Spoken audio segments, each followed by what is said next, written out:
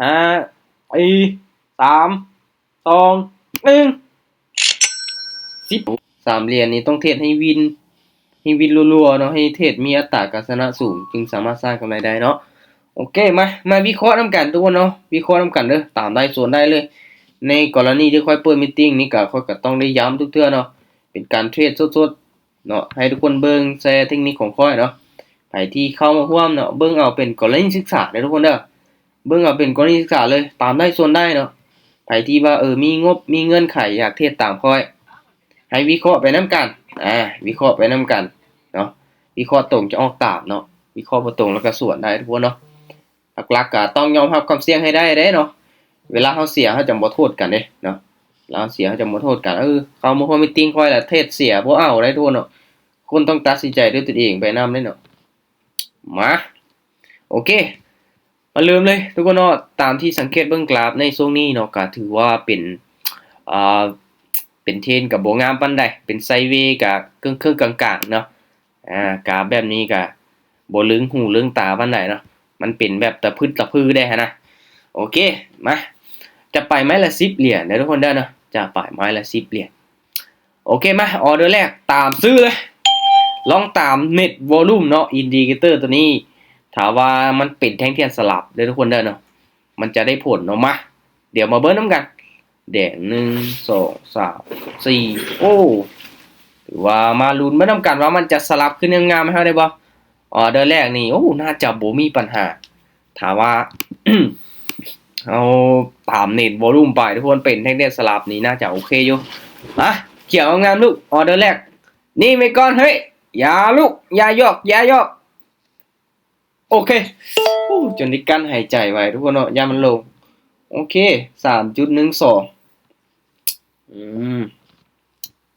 โอเคมาปรับเงินไปต่อเด้อ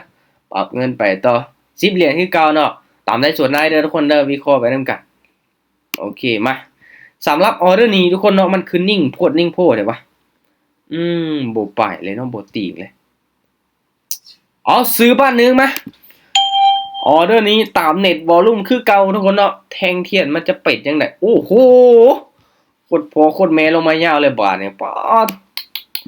โอ้โหทุกคนเนาะบ่คิดว่าสิลงมาแฮงจังซี่โอ้โหโอ้ยทุกคนเนาะมันนิ่งนะเนาะโอ้เสียดายเบิ่งออเดอร์นี้บ่เป็นหยังโอ้ยคิดว่ามันสิทะลุเส้นขึ้นไปเนาะที่จริงค่อยเบิ่งตามเน็ตวอลลุ่มเนาะเมื่อกี้นี้เนาะโอ้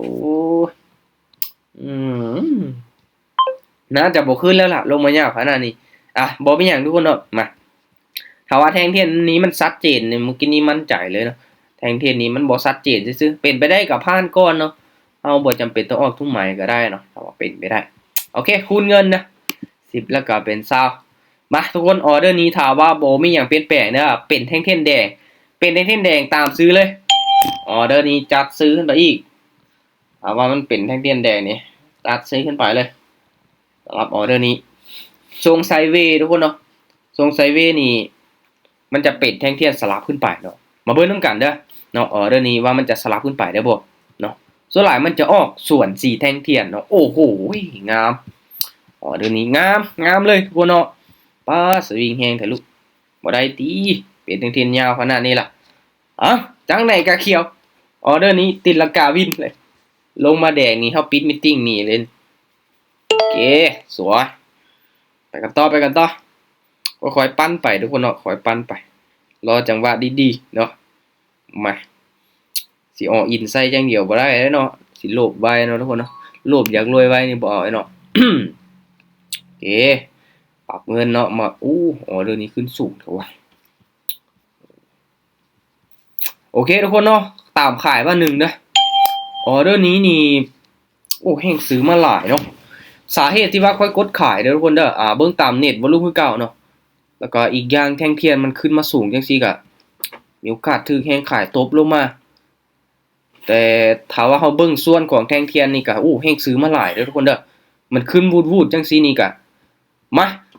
ลุ้นมานำกันลงมาได้เสื้อมันออเดอร์นี้ออกออเดอร์ไปแล้วเฮาต้องมั่นใจเนาะสิเป็นจังไดก็อย่าต้องมั่นใจจังไดก็วินออเดอร์นี้สวยกินเต็มไป กันต่อทุกคนเนาะกำไร28แล้วเนาะฮอด30เหรียญนี่แสดงว่าเขาเทรดได้10%ของทุนเลยได้เนาะ10%นี่ก็สมควรแล้วทุกคนเนาะหาเงินแป๊บเดียวหาเงินแบบกดเขียวกดแดงซื่อๆก็ได้นะเนาะบ่ได้ออกไปเฮือแฮงอหย่างเลยได้เงินแบบขนาดนี้ก็สมควรเนาะออเดอร์นี้ขายเด้อทุกคนเด้อขายสไลด์แต่เว้าเนาะเน็ตวอลุ่มซีขึ้นเนาะมาเบิ่งว่ามันจะเป็นแท่งที่3ลงมาได้บ่ทรงนี้มันเป็นไซด์เวย์เนาะค่อยเชื่อว่าอินดิเคเตอร์ตัวนี้มันจะใส่ได้ผลทุกคนเนาะใส่มีอัตราการชนะสูงเด้อเนาะมือใหม่ที่ไผที่ยังบ่ฮู้จักวิธีการใส่ทุกคนเนาะสำหรับอินดิเคเตอร์ตัวนี้เนาะเดี๋ยวค่อยจะอธิบายให้เนาะถ้าว่าเส้นมันสีขึ้นเฮากดขายเนาะเส้นมันสีลงเฮากดซื้อจะใส่มีอัตราการชนะสูงในช่วงที่มันเป็นไซด์เวย์เป็นแท่งที่สลับเด้อทุกคนเด้อ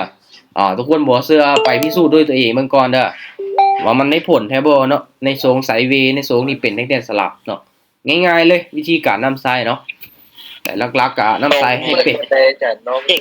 แม่นจริงๆเนี่ยเป็นความอาจารย์เว้า ไปก็ลองมึงเนาะฝึกไซด์ดูเฮาจังถนัดไว้ไซด์มาเป็นปีแล้วเนาะปีปลายแล้วเนาะสำหรับอินดิเคเตอร์ตัวนี้โอเคออเดอร์นี้ทุกคนขายเด้อขายโอ้บ่ค่อยชัดเจนเนาะมาแต่ก็คือว่าเนาะเส้นมันสีขึ้นเฮากดขายเด้อเบิ่งง่ายๆเนาะเบิ่งง่ายๆเลยบางเทื่อมันวิ่นฮอด5-6ไม่ติดเลยเนาะบางเทื่อเฮาเข้าถึกช่วงเนาะช่วงที่เป็นแท่งเทียนสลับเนาะมันมักออกส่วนสีแท่งเทียนคือตัวนี้เป็นเขียวมันออกแดงเป็นเขียวออกแดงเป็นเขียวออกแดงเป็นแดงออกเขียวโคตรที่จะได้ผลเนาะโคตรที่จะได้ผลตามที่ค่อยนำสายมาได้เนาะก็บ่ได้ยากจนเกินไปเนาะสวยโอ้วินมันจังไม่ติดแล้วนี่โอ้4ใหม่ทุกคนเนาะ4ใหม่ติดเนาะ19 20 อาจารย์ขอถามได้หน่อยนึงเน็ตพอรู้มันตั้งอยู่ไสเฮาเข้ามาที่อินดิเคเตอร์ตัวนี้เนาะอยู่ในโทรศัพท์ก็มีและพิมพ์ค้นหาเห็นบ่ซื้อของมันเน็ตวอลลุ่มเนาะเดี๋ยวเห็นแล้วเข้าใจกดแล้วก็ออกมาเลยโอเคมาออเดอร์นี้ทุกคนออเดอร์นี้จังได๋ขายเด้อขายออเดอร์นี้ถ้าว่าวินเฮาอาจจะได้5ไม่ติดเลยรอบนี้มาเบิ่งนำกันว่ามันสิสลับลงมาได้บ่เอาออเดอร์นี้ทุกคนจังได๋ลูกลงมาติเอาจะเปิดกล่องของขวัญ5ไม่ติดดูนี่จังได๋ออเดอร์นี้จังได๋ลูกพ่อเดี๋ยวมาเบิ่งกล่องของขวัญลงกด2เดือนอาจารย์ลงกด2เดือนว่ะลูกจังได๋โอ้โหสวยงามทุกคนเนาะ5ไม่ติดเห็นปะได้ผลเนาะเมื่อกี้ออกอินเลยอาจารย์ได้กำไรแล้วออกอินเลยสุดยอดโอเคทุกคนเนาะแต่ว่าค่อยจะไปต่อเด้อเนาะค่อยจะไปต่อเวลายังอยู่เนาะจะเทศไปต่อเฮาจะไปแบบเดินเงินชิวๆปกติเลยเนาะมาออเดอร์นี้ตามซื้อขึ้นไปเน็ตวอลุ่มสีลงเนาะมันก็ลักษณะสีลงจังซี่ถ้าว่ามันออกส่วนสีแท่งเทียนคือค่อยเว้าเด้อเนาะทางนี้เป็นแดงเนาะส่วนขึ้นไปเขียวนี่ได้ผลเนาะมาเบิ่งนำกันว่ามันจะได้จักไหมติดห้อยบ่ว่าสิพอละ5ไม่ติดนะบ่ได้ติเอาจัก10ไหมติดนี่เนาะทุกคนเนาะโอ้ยน่าจะมันน่าจะพักละติออเดอร์นี้โอ้บ่คืนโอ้ยลงมายาวเนาะกอตู่ลงมายาวเนาะออเดอร์เบิ่งจากแท่งเทียนนี่ก็โอ้เฮงขายมาหลายเนาะโอเคได้แต่5ไม่ติดทุกคนเนาะบ่ได้6ไม่ติด3เนาะเอาออกไปเส้นนึงเนาะโอเคบ่ได้มีการตั้งค่าใดๆเด้อทุกคนเด้อหลังจากที่เฮากดเอาออกมานำไซส์นะบ่มีการตั้งค่าเนาะไปกันต่อคูณเงินเนาะเป็น20เหรียญคือเก่าเนาะถ้าว่าเฮาได้กำไรตามเป้าแบบนี้เนี่ยเฮาไปไม้ละน้อยก็ได้เนาะลดพรลงมาเนาะโอเคออเดอร์นี้ตามขายเลยมาเน็ตวอลลุ่มซีขึ้นชัดเจนออเดอร์นี้ถ้าว่าบ่มีหยังผิดพลาดเนาะทุกคนเนาะมาลุ้นไปนำกันว่ามันจะลงมาได้บ่และจุดอ่อนของเทคนิคนี้เด้อทุกคนเด้อมันจะพลาดในส่วนที่แท่งเทียนมันออกตามสีคือแท่งนี้เห็นบ่เฮาเบิ่งตัวอย่างแท่งนี้มันเป็นแดงตัวนี้มันออกแดงมันจะพลาดจังได๋ลูกลงมาเสื้อมันออเดอร์นี้จังได๋กะแดงโอเคโอ้ยสุดยอดทุกคนเนาะแดงได้เสยโอ้ยขึ้นไปเขียวพักยาวๆเด้อบ่ธรรมดาทุกคนเนาะ มาไปกันต่อไปกันต่อปรับเงินเนาะ หยุด โอเค ตาม มา เป้า โอเค อาจารย์ได้หยุด ไป ก่อน ตามเป้าละพักเด้อเนาะเดี๋ยวตอนท้ายทุกคนเนาะค่อยจะเปิดกล้องของขวัญเด้อโอเคออเดอร์นี้ขายอีกเนาะขายเน็ตวอลลุ่มซีขึ้นชัดเจนทุกคนเนาะสำหรับทุกคนที่เข้ามาร่วมมีตติ้งเนี่ย32เนาะเดี๋ยวค่อยจะมีกิจกรรมให้ทุกคนทายเด้อค่อยจะเปิดกล้องของขวัญแล้วให้ทุกคนทายมาว่าเปิดมาแล้วนี่จะได้จักเหรียญเนาะให้ที่ตอบถูกตามจำนวนเหรียญที่ค่อยเปิดมาให้เนาะค่อยจะแจกให้เลยนะทุกคนเนาะให้ทุกคนรอท่าก่อนเดี๋ยวค่อยจะเทศไปอีกระยะหนึ่งก่อนเทศปั้นกำไรอีกจังหน่อยก่อนจังไดลูกออเดอร์นี้ลงมาโอ้อึ๊บโอเคมันต้องแจ้งสารเห็นบ่โอ้โหทุกคนเนาะสุดยอดมื้อนี้อัตราการชนะสูงเลยมื้อนี้เนาะโอ้ย คนชิงลุกเลยอาจารย์ ไปกันต่อจนกว่าจะเบิดเวลาเนาะจนกว่าจะเบิดเวลา เบาเลย นะใครตามเป้านี่พักเด้อทุกคนเด้อนะพักเด้อโอเคออเรื่องนี้โบไม่อย่างเปลี่ยนแปลงตามขายตามเน็ตวอลลุ่มอย่างเดียวเลยมาตามเทคนิคอย่างเดียวเลยเนาะสูงที่มันได้ผลแน่นอนสูงไซเวย์ทุกคนเนาะและน้ำไซนี่ถามว่าเฮาน้ำไซจนหมดมือบ่ทุกคนเนาะให้ไซประมาณสูงหนึ่งเนาะประมาณบ่เกิน30นาทีเด้อเพราะว่าอย่างเฮาเข้าใจอยู่แล้วเนาะว่ากราฟในเมื่อมันเป็นไซเวย์มาแล้วปึ๊บเนาะทรงนี้เทคนิคนี้มันได้ผลเนาะถ้าเวลาผ่านไประยะหนึ่งเนาะกราฟมันเปลี่ยนมันอาจจะพลาดก็ได้ทุกคนเนาะออเดอร์นี้นี่โอ้จังได๋ก็วินออเดอร์นี้บ่พลาดโอเคสวยโอ้สุดยอดเดี๋ยวมาทุกคนเนาะปันขึ้นมาได้กำไร84เหรียญเนาะ 84.5 แล้วไปกันต่อนะอย่าไซส์หึงเด้อเนาะไซส์ไปได้กำไรระยะนึงเฮาก็พักเนาะนะแต่ว่าก็นี่มาเอากำไรให้มันฮอด100ซะเนาะเอาฮอด100เหรียญนี่ก็โอเคพอใจแล้วเนาะต้นทุน300นี่ก็กำไรมาหลายออเดอร์นี้ทุกคนขายเด้อออเดอร์นี้บ่ชัดเจนเด้อทุกคนสังเกตเบิ่งว่าเส้นมันสีงอกขึ้นแต่ว่ามันต่ำเด้อทุกคนเด้อออเดอร์นี้มันต่ำเด้อเส้นมันสีขึ้นปุ๊บแต่มันมีตัวเลขอยู่ด้านข้างเห็นบ่มันจะมีเลข0แล้วก็ติดลบแล้วก็บวกเนาะถ้าเส้นมันชัดเจนนี่แสดงว่ามันสีขึ้นสูงเนาะแต่ว่ามันก็ยังอยู่ในลักษณะเส้นมันสีขึ้นเนาะพอยก็เลยกดขายลงมาในออเดอร์นี้เด้อทุกคนเด้อต้องสังเกตให้ดีๆเนาะสังเกตให้ดีๆเฮานำไซไปเรื่อยเฮาจะถนัดเนาะเส้นมันสีไปลักษณะแบบใดเนาะโอเคโอ้ได้4เม็ดติดอีกแล้วเนาะได้4เม็ดติดอีกแล้วกำไร94มั้ยโอ้ไม้นี้อาจจะฮอด100ก็เป็นไปได้เนาะแล้วก็จงเวลาไว้เปิดกล้องของขวัญเนาะโอเคมาออเดอร์นี้ถ้าว่าแท่งเทียนนี้โอเคมาลงมาแดงเส้นมันสีลงมาชัดเจนจังซี่บ่มีหยังเปลี่ยนแปลงตามซื้อเลยตามซื้อเลยเดี๋ยวรีเฟซบ้านนึงทุกคนเนาะเพื่อที่จะกล้องของขวัญมาเนาะเพื่อที่จะกล้องของขวัญมาบ่ลูกเรียบร้อยมาแล้วทุกคนมาแล้วมื้อนี้เอากล้องของขวัญแต่เช้าเลยโอเคมื้อนี้กะวันอาทิตย์ทุกคนเนาะแล้วก็มีเวลาว่างก็เลยเปิดมีตติ้งเทรดรอบเสาร์เนาะจังได๋ลูก5ไม่ติดขึ้นไปอีกขึ้นไปได้บ่อ๋อเดี๋ยวนี้เดี๋ยวเฮามาลุ้นมานำกันโอ้โหโคตรงามเลยทุกคนโอ้โหสวยสุดยอดเลยออเดอร์นี้ทุกคนเนาะรอบนี้นี่ต้นทุน300เหรียญเห็นบ่กำไรมา103.5เหรียญเนาะถือว่าอัตราการชนะโคตรสูงเลยเนาะเห็นบ่รอบนี้โอ้โหวินมา5ไม่ติดวินทุกคนเนาะโอเคทุกคนเนาะกำไรตามเป้าเนาะเดี๋ยวเฮามาเปิดกล่องของขวัญเป็นกิจกรรมเนาะแจกให้ทุกคนทีมงานก็ขอมาแจกเหรียญแน่เนาะมื้อเข้าดาวหั่นเนาะมีทีมงานขอเหรียญแน่มาแจกเหรียญแน่เนาะวันปีใหม่ค่อยแจกให้1เหรียญเนาะและบัดนั้นน่ะเราเอากำไรมาโซเนาะจาก1เหรียญขึ้นไปฮอด15เหรียญเนาะสุดยอดเลยเนาะค่อยแจกให้1เหรียญเราปั้นขึ้นไปฮอด15เหรียญเลยเนาะแต่ว่าค่อยก็มีเงื่อนไขให้เราไปกดติดตามกดใจกดรีโพสต์ในซองของค่อยเนาะก็ถือว่าสุดยอดหลายทุกคนเนาะโอเคทุกคนเนาะสำหรับรอบนี้น่าจะมีคนได้ตามเป้าหลายคนอยู่เนาะเทรดบวกตามเป้าหลายคนอยู่เบิ่งทรงนี่นะ มีกำไรบ่ทุกคนมีกำไรบ่ เอาเล มี ย มีอาจารย์ มันหม่านเลยมันหม่านเลยมัน พวกเรียน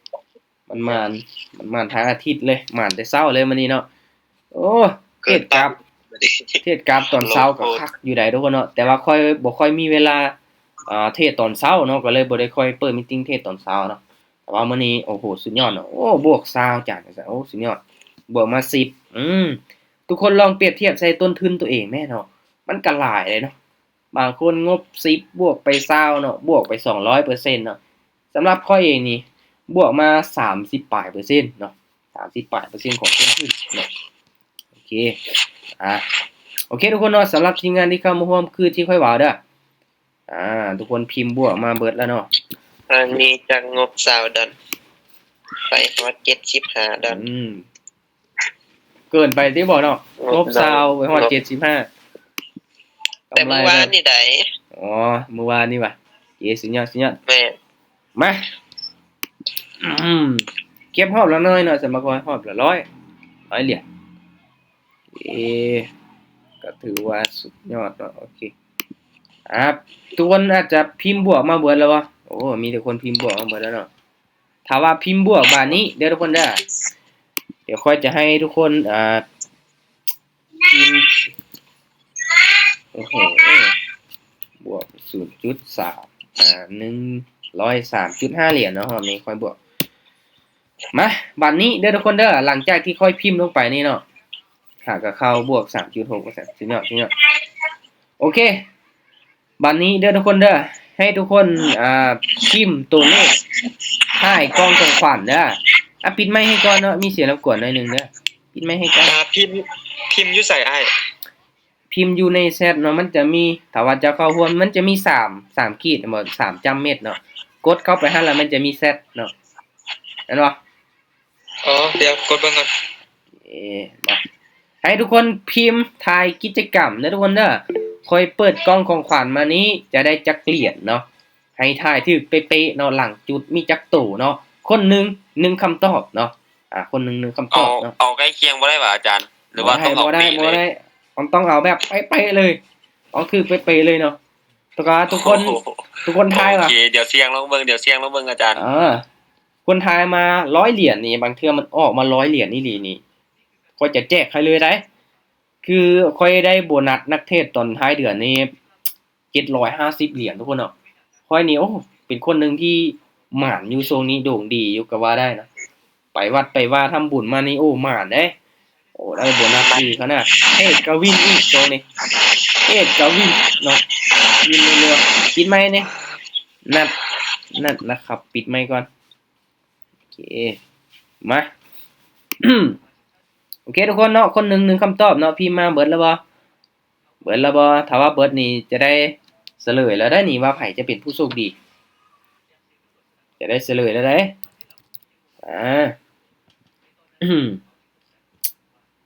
น่าจะเบิดแล้วนะทุกคนเนาะ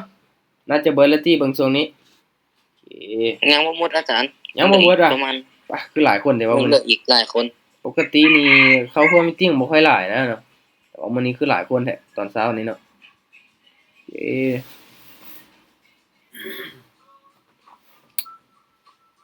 โอเคมาทุกคนเนาะเดี๋ยวเฮามาลุ้นมานํกันเนาะเดี๋ยวมาลุ้นนํกันว่าไผจะเป็นผู้โชคดีเนาะตอนนี้ทุกคนก็พิมพ์คำตอบมาเกี่ยวว่าเบิดทุกคนแล้วเนาะโอ้มีคนพิมพ์มา 100.5 ถึกนี่แจกให้เลยได้นี่เนาะบางคนก็พิมพ์ 1.1 ว่าซั่นโอ้อยากได้น้อยแท้พิมพ์หลายๆแม่เนาะก็ว่าบ่ได้ทุกคนเนาะปานว่าซื้อเลขเนาะบ่มีไผฮู้เนาะมาเดี๋ยวเฮามาลุ้นมานํกันทุกคนนับถอยหลังเลยตอนนี้กองของขวัญชนะ5ออเดอร์ติดต่อกันเนาะรอบนี้นี่ถือว่าโหดหลายเนาะฟาดไป5ไม้ติด2รอบเลยเนาะกำไรงามๆมานับถอยหลังว่าไผจะเป็นผู้โชคดีทุกคน5 4 3 2 1 13.96 โอ้ได้หลายเติบทุกคน 13.96 เนาะมาเดี๋ยวมาเบิ่งก่อนว่าไผตอบถูกติ๊บมีบ่13.78 โอ้ใกล้เคียง โอ้บ่มี3โอ้ย 13.53โอ้ยบ่มี3ทุกคนเนาะแล้วบ่หมานโอ้บ่ได้บ่หมานก็เอาคนเดียวทั้งกิจกรรมทั้งกำไรค่อยเอาเลยมื้อนี้เนาะโอ้ค่อยหมานคนเดียวมื้อนี้ทุกคนบ่หมานบ่ได้บ่แจ้งให้เนาะตอบบ่ถูก โอเคทุกคนเนาะถือว่าสุดยอดเนาะมื้อนี้ก็เอาไว้เป็นมื้อหน้าทุกคนเนาะค่อยเทศชนะ5ไม่ติดอีกเดี๋ยวค่อยจะมาเฮ็ดกิจกรรมแจกให้ใหม่เด้อมื้อนี้ก็ถือว่าขอบใจทุกคนที่เข้าร่วมเนาะตั้งใจศึกษาทุกคนตั้งใจศึกษาตอบบ่ถูกเอาคนเดียว ตอบบ่ถูกเอาคนเดียวเนาะได้ทั้งกำไรได้ทั้งกองของขวัญอีกจังซี่แหละทุกคนเนาะบ่รอแต่หมานคือเขาว่าเลยคนมันตึงอะนะเอ๊ะจังไหนก็มีกำไรเฮ้ยบ่อยากจะขี้โม้เลยทุกคนเนาะแต่ว่า เราก็ต้องได้ศึกษาให้ดีแหละทุกคนเนาะฝึกฝนให้มั่นใจในเทคนิคตัวเองเนาะมั่นใจในเทคนิคเนาะมั่นใจในฝีมือมั่นใจในการวิเคราะห์ของตนเองตั้งเป้าหมายให้มันชัดเจนในปีนี้เดี๋ยวทุกคนเด้อตั้งเป้าหมายแล้วก็วางแผนดีๆเนาะแล้วก็มีวินัยกับตัวเองหลายขึ้นเนาะหลายคนยังขาดเรื่องวินัยเนาะอาจจะมีแผนวางแผนมาแต่ว่าบ่ปฏิบัติตามแผนเนาะก็บ่ได้เนาะแผนเฮาสิดีส่ำใดเนาะการเดินเงินเฮาเทคนิคเฮาดีส่ำใดแต่เฮาบ่ปฏิบัติตามนั้นก็บ่ได้เนาะถ้างั้นก็มีวินัยกับตัวเองหลายขึ้นทุกคนเนาะหวังว่าปีนี้ทุกคนเนาะจะเป็นปีที่มันหมานสำหรับทุกคนเนาะเป็นปีที่ดีเนาะประสบผลสำเร็จในเป้าหมายที่ตัวเองตั้งไว้เมื่อทุกคนนะทุกคนเด้อโอเคเอาสำหรับรอบนี้ขอบใจทุกคนที่เข้าร่วมเนาะตั้งใจศึกษาผลตอบแทนสูงความเสี่ยงยิ่งสูงเนาะในด้านการเทรดทุกคนเนาะทางงานทุกๆการลงทุนมีความเสี่ยงเนาะควรศึกษาให้มันดีๆเด้อโอเคบ๊ายบายเนาะเจอกันใหม่รอบต่อไปทุกคน จานได้เป็นไรอยู่ โอเคไปบ๊ายบาย